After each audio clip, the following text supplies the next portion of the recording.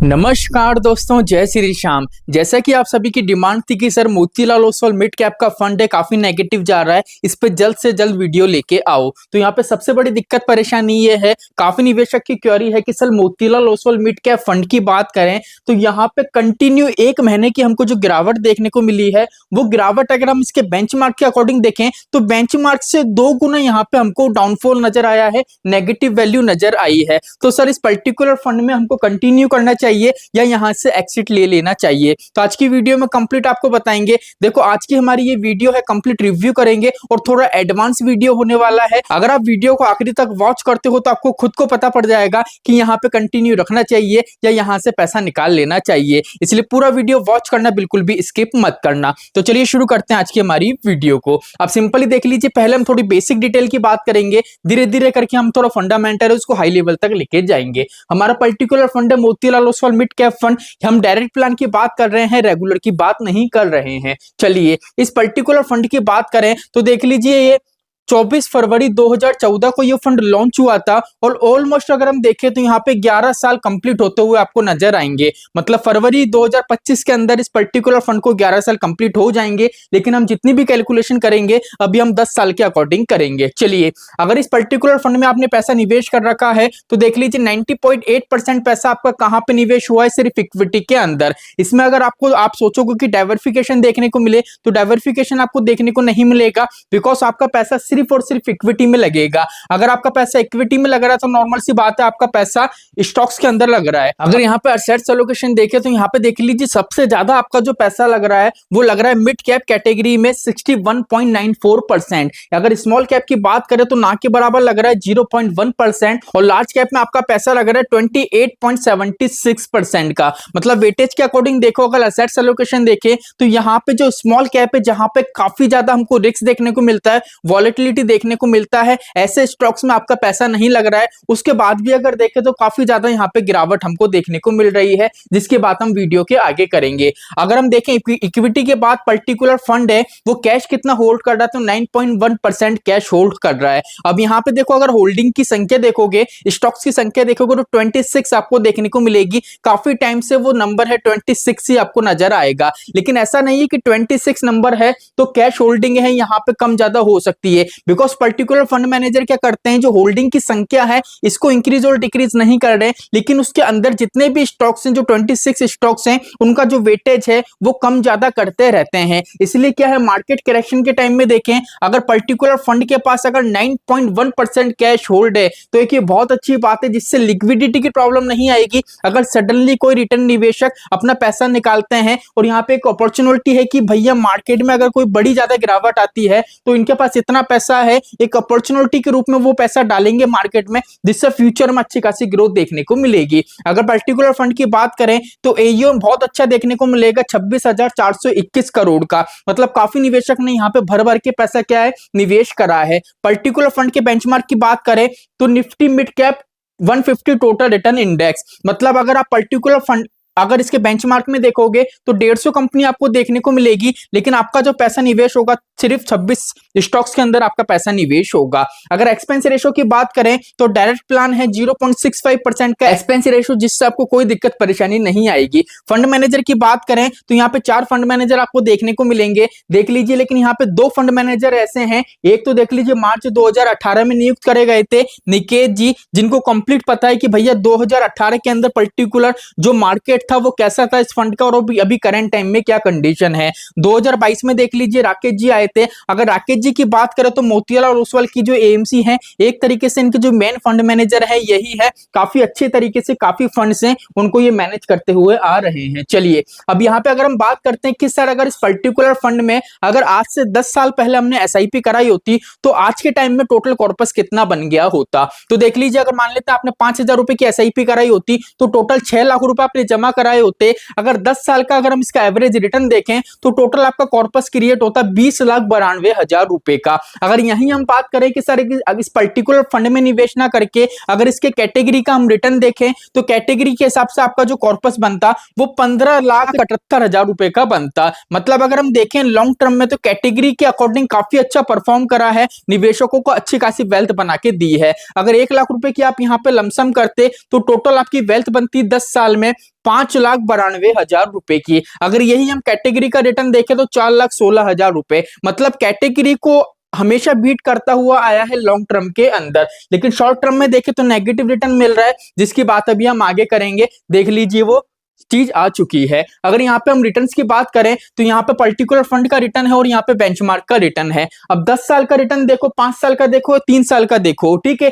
अब यहाँ पे सबसे देखो इंपॉर्टेंट चीज है, अगर आपने ये वीडियो का पार्ट मिस कर दिया तो वीडियो समझ में नहीं आएगी। अब यहाँ पे 10 साल का अगर हम रिटर्न देखें तो 15% का इसने रिटर्न दिया है और बेंचमार्क का रिटर्न देखें तो 17%। मतलब सर लॉन्ग टर्म में अपने बेंचमार्क को बीट नहीं कर पाया। तो देखो ऐसा नहीं है। ऐसा क्यों नहीं है? 5 साल का डेटा उठा के देख लो आप, बेंचमार्क का 25% है, इसका 29% है। 3 साल का देखो, इसका 28% है, इसका 19% है, ठीक है। बेंचमार्क 19% पे है तो रिटर्न इसने 28% का दिया है। तो सर 10 साल में क्यों बीट नहीं कर पाया है? 10 साल में बीट इसलिए नहीं कर पाया है बिकॉज लास्ट 1 मंथ का, अभी जनवरी के मंथ का अगर रिटर्न उठा के देखोगे तो इस पर्टिकुलर फंड जो नेगेटिव गया है 13% से ज्यादा इसने नेगेटिव वैल्यू हमको दी है। और इसके बेंचमार्क को देखोगे तो बेंचमार्क 6.93% से नेगेटिव गया है। मतलब अगर बेंचमार्क के अकॉर्डिंग देखें तो बेंचमार्क के 2 गुने से भी ज्यादा इसने नेगेटिव वैल्यू हमको बना के दी है। इसलिए क्या है, अगर आप लॉन्ग टर्म में देखोगे, लॉन्ग टर्म में सर कैसे कैलकुलेट होता है? देखो जो बेंचमार्क का रिटर्न होता है ना, वो पर्टिकुलर फंड जब से लॉन्च होता है, जब से लेके करंट टाइम तक का शो होता है। इसलिए यहाँ पे जो आपको ज्यादा गिरावट देखने को मिली है उसी का इंपैक्ट लॉन्ग टर्म के रिटर्न में आपको देखने को मिल रहा है। इसलिए अगर आप देखोगे 10 साल का रिटर्न तो यहाँ पे क्या है, बेंचमार्क को बीट नहीं कर पाया है। लेकिन अगर यहाँ पे आप 1 महीने का रिटर्न हटा दो, अगर दिसंबर से कैलकुलेट करोगे आप लास्ट 10 ईयर का, तो यहाँ पे जो बेंचमार्क है उसको अच्छे खासे तरीके से बीट करता हुआ आपको ये फंड नजर आएगा।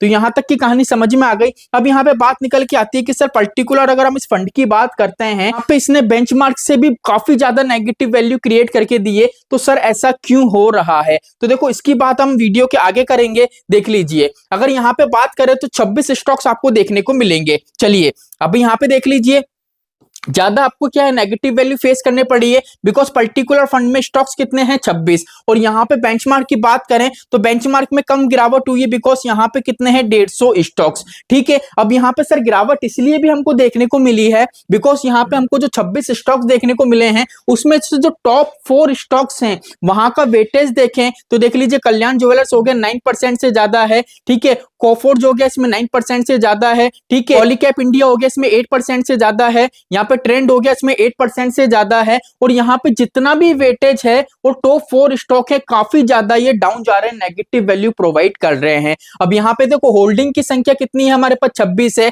अब नॉर्मल सी बात है भैया, पोर्टफोलियो में 26 स्टॉक हैं और इसके टॉप 4 स्टॉक है, अगर वही नेगेटिव जाएंगे तो यहाँ पे नॉर्मल सी बात है डाउनफॉल तो हमको नजर आएगा। अब काफी निवेशकों को लग रहा है यहाँ पे स्कैम हो गया, ये हो गया कल्याण ज्वेलर्स को लेकर, ये देखो ऐसा कुछ भी नहीं है। अब आप ये समझो भैया, पर्टिकुलर फंड है, इसके जो टॉप 4 स्टॉक्स हैं जिसपे काफी भारी मात्रा में पैसा लगा है, ऑलमोस्ट देखें तो 40% के आसपास का पैसा लगा है, अगर यही नेगेटिव जाएंगे तो पर्टिकुलर फंड है वो परफॉर्म कैसे करेगा मार्केट में? अगर ऐसा कुछ होता, अगर यहाँ पे कोई स्कैम वगैरह निकल के आता तो पर्टिकुलर फंड मैनेजर कोई ना कोई एक्शन लेते, हमारे पास कोई पॉजिटिव या नेगेटिव न्यूज निकल के आती, लेकिन ऐसा कुछ भी नहीं हो रहा है। अब बात ये आ रही है कि सर 26 स्टॉक मार्केट में है लेकिन यहाँ पे 4 स्टॉक मार्केट में अच्छा खासा परफॉर्म नहीं कर रहे हैं, तो सर अभी के टाइम में क्या कंडीशन है, निकल जाना चाहिए या कंटिन्यू रखना चाहिए? तो देखो मोतीलाल ओसवाल का जो पर्टिकुलर फंड है, अगर इसका पीई आप चेक करोगे तो 69% का है और मिड कैप कैटेगरी का पीई आप चेक करोगे तो 40% का है। अब पीई आपको ये बताता है कि पर्टिकुलर फंड है वो महंगा है या सस्ता है।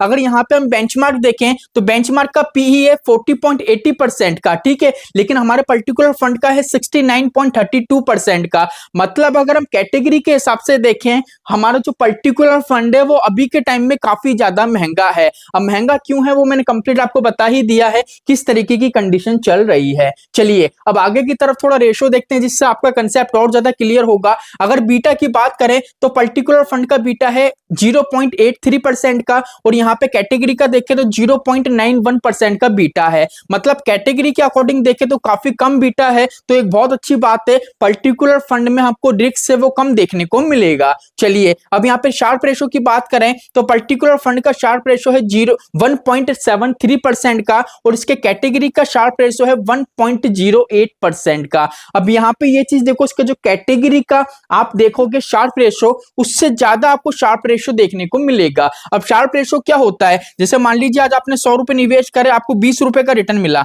ठीक है। अब आपको जो 20 रुपए का रिटर्न मिला, टोटल वैल्यू हो गई 120 रुपए की। अब यहाँ पे क्या होगा, एक ही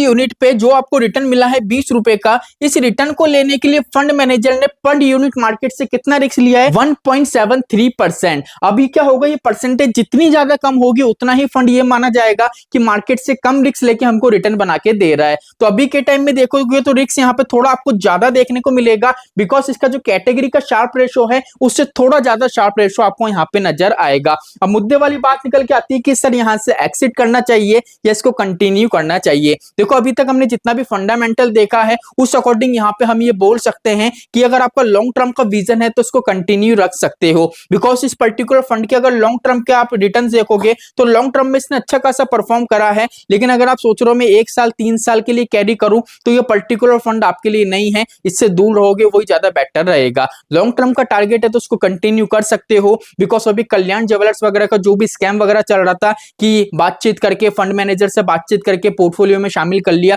अभी इसकी कोई पुष्टि नहीं करी गई है। और यहाँ पे जो फंड मैनेजर है, जो मोतीलाल ओसवाल की एएमसी, उन्होंने साफ तौर पे इस बात को खारिज कर दिया है कि भैया हमने ऐसा कुछ भी नहीं करा है। इस पे मैंने डेडिकेट वीडियो भी बनाया था, तो यहाँ पे कंटिन्यू रख सकते हो। देखो डाउनफॉल आपको नजर आ रहा है, म्यूचुअल फंड लॉन्ग टर्म का प्लान है, शॉर्ट टर्म में तो नेगेटिव वैल्यू आपको फेस करनी ही पड़ेगी। अब फंड मैनेजर ऐसा भी नहीं कर सकते कि भैया कोई स्टॉक से अगर वो नेगेटिव जा रहा है तो वहां से पैसा निकाल ले, बिकॉज बढ़िया बात है भैया अभी वो डाउनफॉल की तरफ जा रहा है, अगर फंड मैनेजर यहीं पैसा निकाल लेगा ना तो वो पर्टिकुलर स्टॉक जब ऊपर आएगा ना तो एक जो अपॉर्चुनिटी है ना वो फंड मैनेजर खो देगा। इसलिए पर्टिकुलर फंड मैनेजर वेट कर रहा है कि कितना नीचे जाता है, नीचे जाएगा तो एक बार ऊपर तो आएगा, जिस दिन ऊपर आएगा उस दिन हम देख लेंगे, प्रॉफिट बुक कर लेंगे। तो फंड मैनेजर की इस तरीके की कैलकुलेशन रहती है, इसलिए धैर्य बना के रखो, कंटिन्यू रखो, कोई भी दिक्कत परेशानी यहाँ पे आपको नहीं आनी है। तो चलिए आज के लिए इतना ही, मिलते हैं हमारी नेक्स्ट वीडियो में। जय श्री श्याम दोस्तों, जय श्री राधे।